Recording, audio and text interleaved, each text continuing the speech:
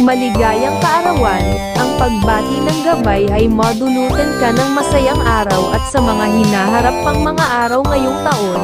Kung sa trabaho dapat lang ay laging mapagmasid at ang pasensya ay dapat laging mahaba, nang wala kang makuhang suliranin sa pangarap na makataas ng sweldo.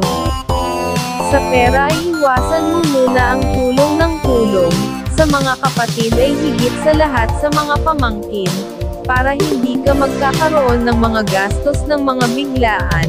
At kung may perang naiipon pag may maliit na negosyo na gusto talaga ay pwedeng umpisasan, na gawin basta dahan-dahan ang gagawin ay asenso ng maayos.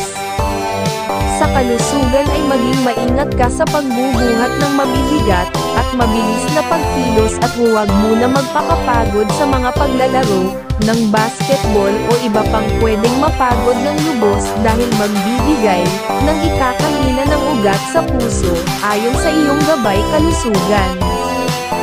Sa pagmamahalan, ang iiwasan ay laging maging magselos ng walang dahilan, at kung magagawa na laging makapamasyal kahit simple lang ay magpapasigla sa bawat kalusugan.